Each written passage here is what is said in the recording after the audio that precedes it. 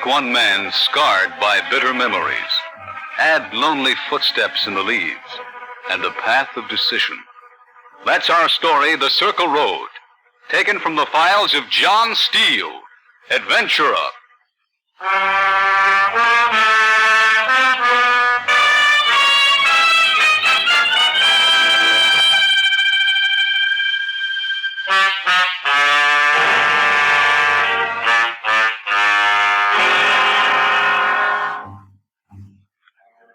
Hello, friends. This is John Steele. We're back to bring you another story of intense emotional conflict. This week I have as my guest Eddie Guard. Now, Eddie's story actually happened 2 or 3 years ago. But the way things are today, it might do us all some good if we sat down and just remembered. I was never formally introduced to Eddie. He just stepped out of the night on a lonely station platform and started talking to me. There was something about him that impressed me.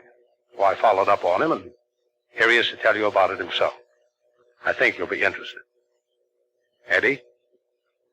Some guys, when they got their discharge papers, had it all planned what they were going to do. All the months they'd been sitting in foxholes or rotting in the jungle, they planned what they were going to do when they got back and got out.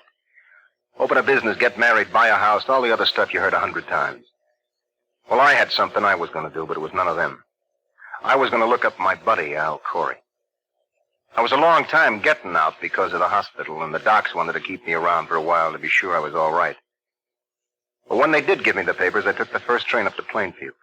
When I got off, I asked a guy sitting in the car where the Coreys lived, and he offered to drive me over. That was the longest part of the 5 years, that ride from the station. Friend of Al's, huh? What? I said you were a friend of Al's. Yeah. Met him in the war? We were in the same outfit. Thought I hadn't seen you before. Still in the Army, huh? Nah. I thought you couldn't wear the uniform. How much farther is it, anyway? Just up the next block. Oh. Bring back any souvenirs? What? From the war? Oh, no, nothing important. I see. Well, here you are. Well, you want to get out? Yeah. Ought to be somebody home. Thanks. Soldier, Yeah? we got a quiet town. Keep it that way. What do you mean? That's what I said.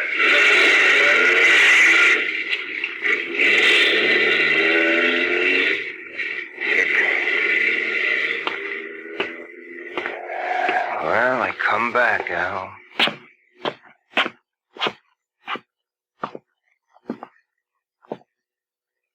I come back, Al.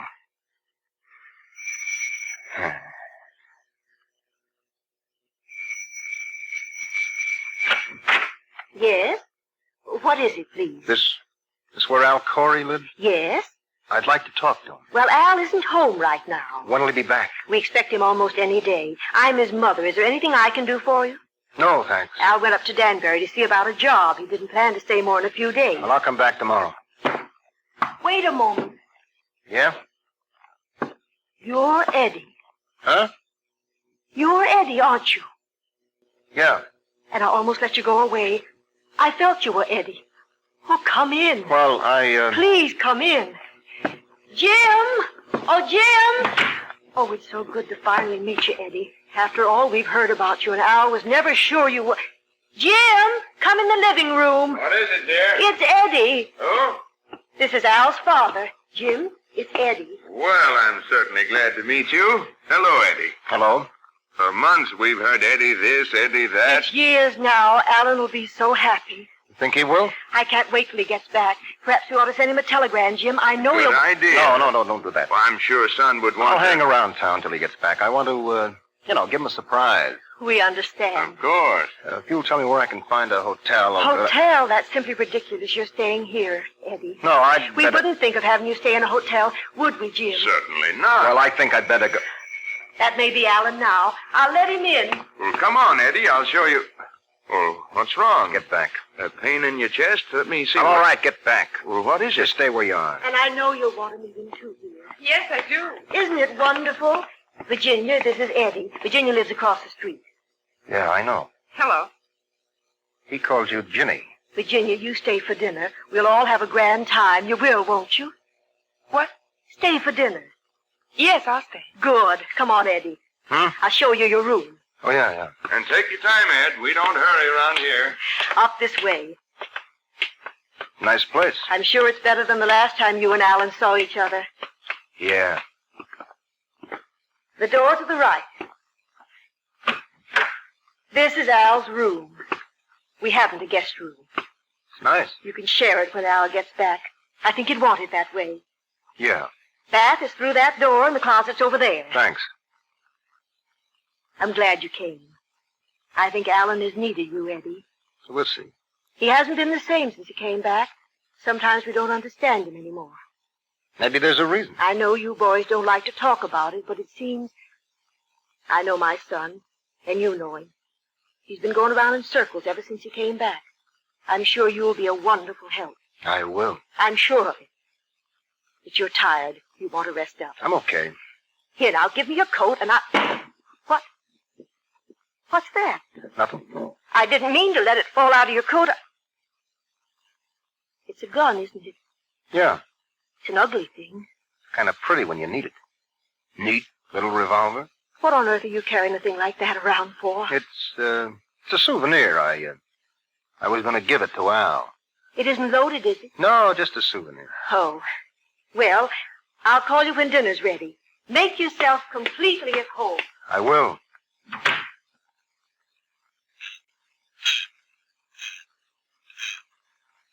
I come back, Al.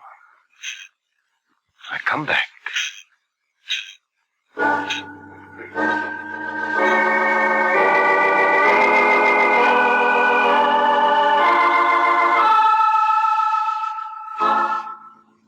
It was a good dinner Al's mother served up that night, and the talk around the table was mostly about me and Al and what Al would say when he saw me. They had plenty of guesses, but I knew what he'd say. After dinner, they were still talking. I couldn't take any more of that, so I got up to go for a walk. Ginny, the girl, offered to go along and show me the sights of the town. That was fine by me. She was Al's girl. And everything's on Main Street, just like any other small town. But the people are nice. You don't take a good picture. What? The one Al had that made you look mousy. It's the only one I had when he left. Besides, maybe I've changed in 5 or 6 years. Yeah. Al always said you were going to get married when he came back. You're not, are you? No, Why not? didn't work out. That's no answer. It was different. Something had changed, that's all. Somebody else? I don't know. Yeah, come on. What? This looks good enough. Don't you want to walk? Maybe later. Let's have a drink. I don't know about this place. I've never been inside. It's a bar, isn't it? Come on. All right, Ed.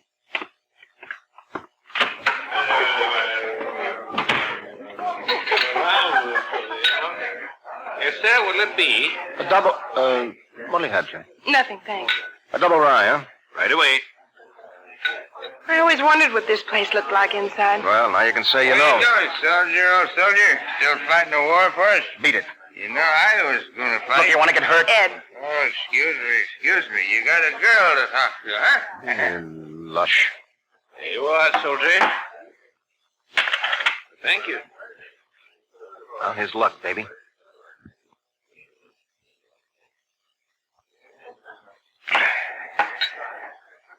Ed, Yeah? what do you want? I don't want anything. Why'd you come then? I wanted to see Al. Yes. Wanted to look up my old buddy. Why didn't you come before this? I came as quick as I could. The war's been over 1.5 years. Has it? Were you hurt? In a If you hospital? don't mind, I'd rather not talk about it. Of course, Ed. Oh, I'm sorry. It's all right. Yeah, I was hurt. You don't have to. I want to. Funny thing. Back in the Army, you don't talk much. Everybody's going through the same thing. There's no need to. I guess I'd forgotten what it's like to talk to somebody that wasn't there. Doesn't know what it was all about. Were you badly hurt? No, there were a lot hurt worse. Leg? How'd you know? I don't limp. Only a little. Yeah. I've learned to use it pretty good. You're the first one that's known. I'm sorry. What's there to be sorry about? I'm here, ain't I? Are you sure you want to see Al? Oh, yeah, I want to see him. I don't think you should. That's where you're wrong. Hey, soldier boy. Oh, let go of me. Just want to buy you a drink. Thought I told you to beat it. Ah, don't get sore, soldier boy. War's over. What would you know about it? Ed, Going to get tough, huh? That's the trouble with you guys. Get out of he here. doesn't understand. Get out. Who do you think you're shoving? Please. Lousy bum. Ed. War's over. Oh, yes! Ed, you shouldn't. Hey, what's the matter with you? Lousy lush. You stay right where you are, mister. I'm calling the cops. Please, if you'll just You let us... can't do things like Please, that. if Cops will straighten him out. Who's he think he is?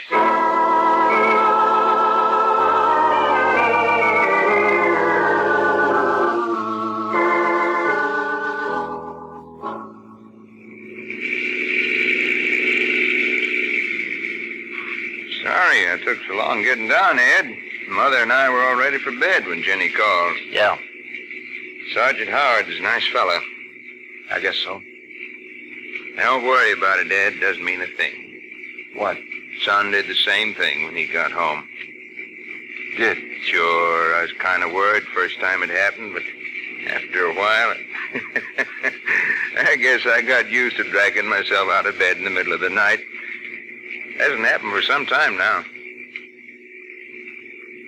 Got anything planned for tomorrow? What? Saturday, you know. I didn't know but what you and Jenny might have... No. Well, the high school's got a football game with Maplewood. Did you play football? No. Well, let's see. Hunting season opens tomorrow. That's what Al and I usually do. You done much hunting? No. Say, you got a lot to do here in Plainfield. You want to give it a try tomorrow? Oh, that's all right. I understand. I guess you boys have had your fill of killing. What? I understand. Well, maybe you and Jenny can take in the football game if Son doesn't get home. Yeah. Maybe. Nice girl, that Jenny. Yeah. She'll make a mighty fine wife for some young fella. You know, I was thinking. What? If you haven't got any other plans, why don't you stay around Plainfield for a while, Eddie? Well, we'd be glad to have you at the house, and Alan would be happy too. No, I got plans. Well, you know best. Oh, almost missed the house. I'll get the garage door. No, we'll just leave it out here overnight. Just one thing, Eddie. Yeah? Don't mention nothing about this to Mother. I told her you'd gone out without any money, and we're stuck downtown with a bill you couldn't pay. Okay? Sure. Certain things we men learn it's better to keep from the women, huh? Yeah.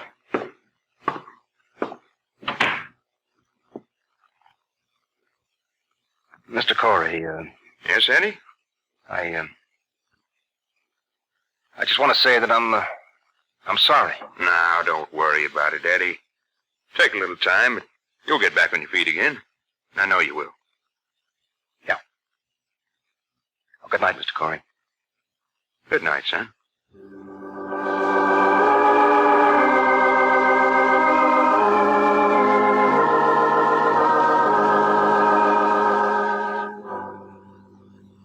I walked into the room, Al's room, and for the first time since it happened, I felt something good for somebody. I walked around the room looking at his things. A baseball hanging on the wall, somebody had written on it, "No hit, no run game pitched by Al Corey." Picture of a football team with Al in the middle holding a football, and underneath it, Plainfield High School 1936 Group 3 champions. Mrs. Corey had left a pair of pajamas on the chair and a glass of milk and some crackers on the table. This was the way to live. It wasn't until I sat down on the bed and took the harness off my leg that it all came back. I shoved the harness under the bed and pulled the blankets up to my chin, but the room was cold and I was shivering.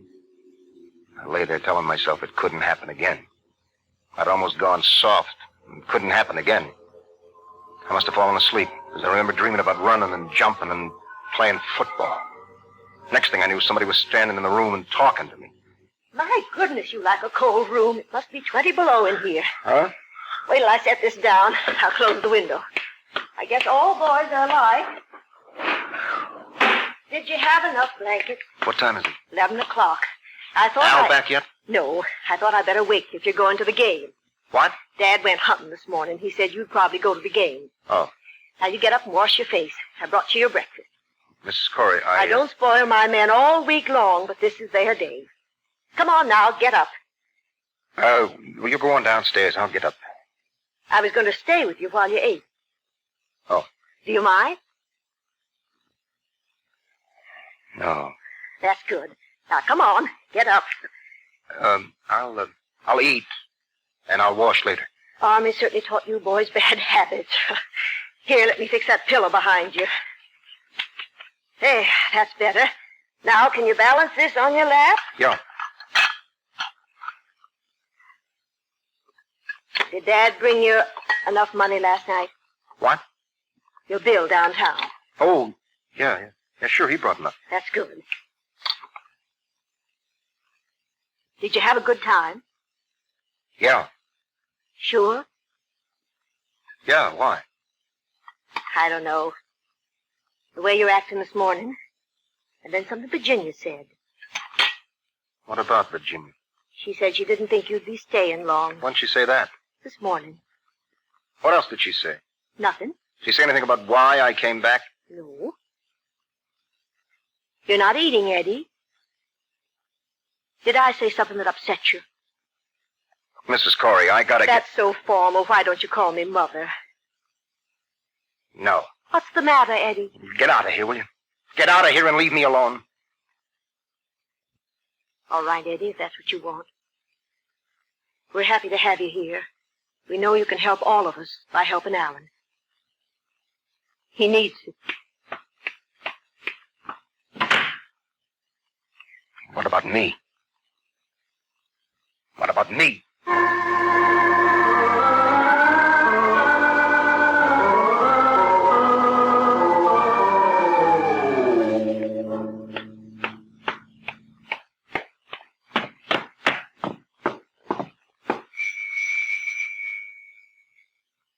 Oh, come on, will you? Yes? I want to talk to you. I'm sorry, Ed. I don't want to talk Well, that's too bad. You're gonna. That's the way you do it in the Army. Yeah, come to think of it, it is. Well, this is Plainfield. Will you please leave before... Shut up. Go on in there and sit down. I will not. Come on. Whatever you want to say, please say it and get out. I'll leave when I'm through. That's something in your favor. Now sit down. Yes, Sergeant.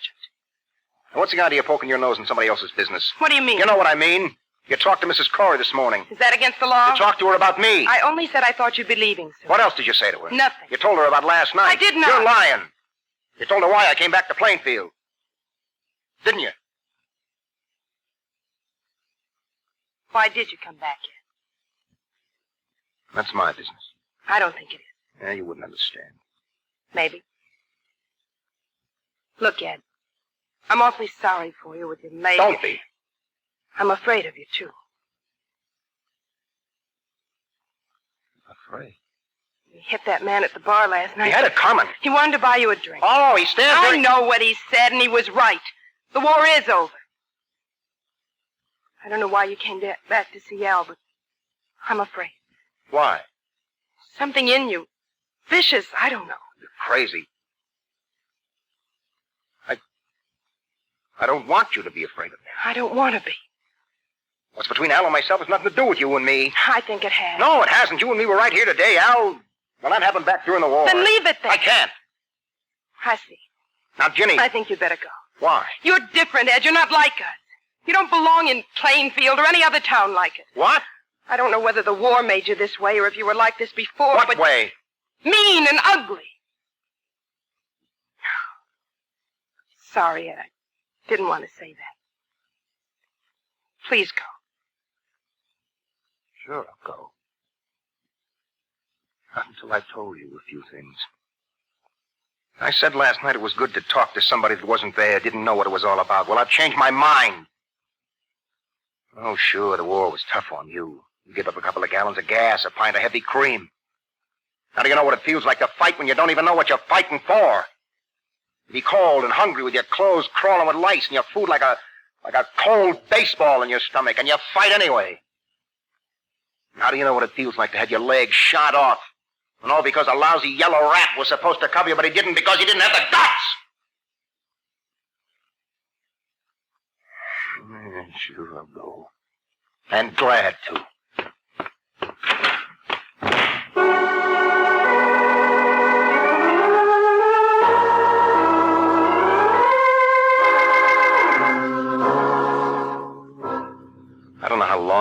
hour I walked, an hour, 5 hours, I don't know. All the time I could hear her saying it over and over again.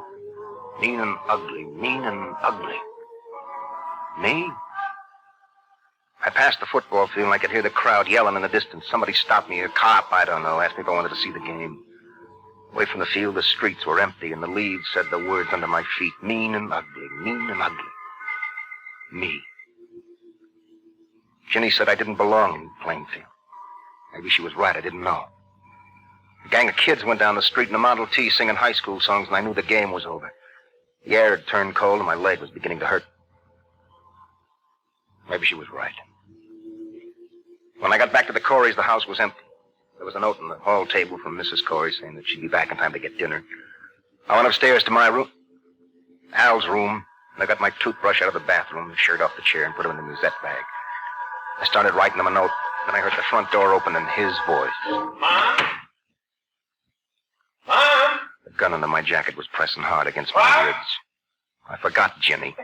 Forgot his mother and father. Forgot everything but him. What? I took the gun out, twirled the chamber, and started down the stairs.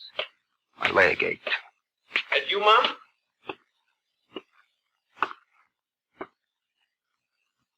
No, Al, it's me. Ed. Yeah. I come back, Al. I come back. What took you so long? I've been in the hospital. You all right now? Oh, yeah. Glad you're back on your feet. They aren't both mine. Oh. They, made me a leg. Say I'm almost as good as new. Except I can't run. Won't be able to teach my kid how to play football. Can't even hunt. I'm sorry, Ed. Yeah, it's too bad. Used to be pretty good at football. Been a long time, hasn't it, Al? Yeah. I remember the last time I saw you. All I could see was the seat of your pants. Funniest thing I ever saw. It's not the way I like to remember it, buddy. Guess not. I hear you had a pretty tough time settling down. Kind of going around in circles. Yeah. That's funny. You got a lot of things here most guys don't have. Good home. Good mother, father. Nice girl across the street. Should have been easy. It wasn't. That's too bad. Look, Ed, everyone has his own problem. You've been my biggest one. Yeah? I knew if you were alive, someday you were going to come back. I couldn't get straightened out till this was settled one way or another. Then you ought to be glad to see me. I think I am. Oh, I know what you think of me. Probably you're right. But I can say I was more worried about what would happen to Mother and Dad when you came back than I was about me. I mean it. Now that you're here, I'm glad you are. You're bluffing. No. I don't know what happened to me that day. Just had all I could take, I guess, and I ran. But I'm not scared now. You're not? No way. I don't think you know what it is to be afraid. You're tough. You can take it. I'm tough. Yeah? And you're not. No.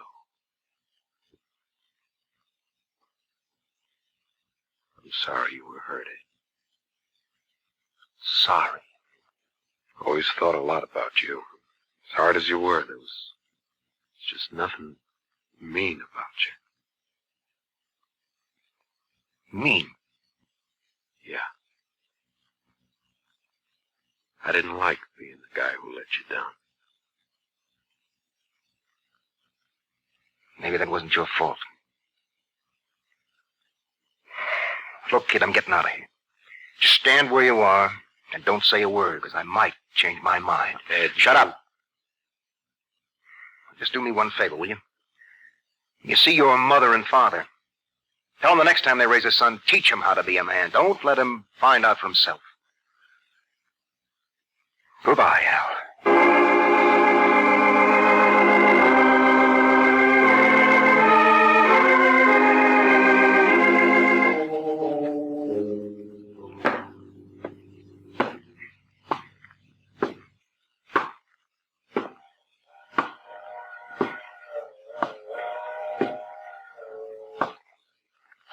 Excuse me, mister. Is this aside from New York? That's right. What's the next train? Be along in a minute. Ticket window's closed. You can get one on the train. Thanks. 101st Infantry, Yeah. Your outfit had a tough time. Yeah. You from around here? No. Nice town, Plainfield. Well, here she comes. Let me give you a hand. I got it.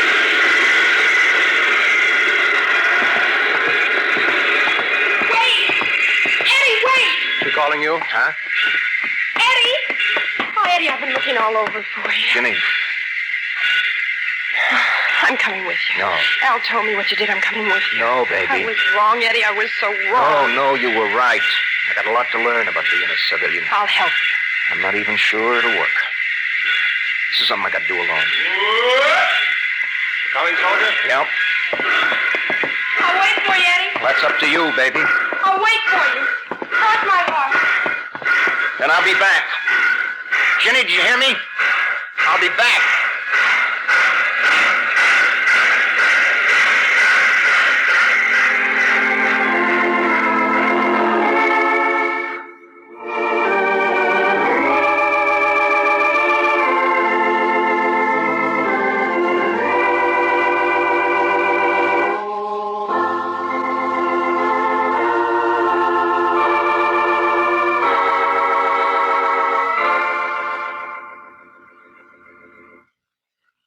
Title, The Circle Road, the story of a man who learned that the handbook of battle is not the manual of peace.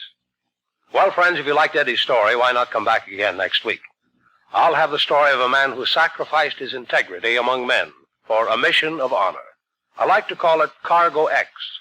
So until next week, this is John Steele saying a life of adventure is yours for the asking, wherever you find it.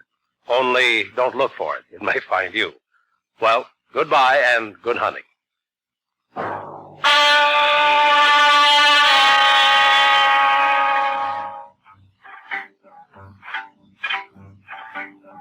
John Steele Adventurer is produced by Robert Monroe, written and directed by Elliot Drake. John Larkin was heard as Eddie. Also in our cast were Jim Bowles, Joyce Gordon, Abby Lewis, and Ross Martin. John Steele is played by Don Douglas. Musical effects were created by Doc Whipple, and your announcer is Ted Melly. Remember, next week, Mutual presents Cargo X, another story of suspense and action from the files of John Steele, Adventurer. This program came from New York. Follow clues down Mutual's mystery lane to further thrills and chills. Along the Sunday Avenue of mystery and suspense are Martin Kane, the two-fisted gumshoe, the shadow in a cloak of invisibility, true detective mysteries with real-life cases, and Nick Carter, master detective. Weekdays, hear I Love a Mystery every night over most of these same stations with the fabulous adventurers Jack, Doc, and Reggie in eerie investigations.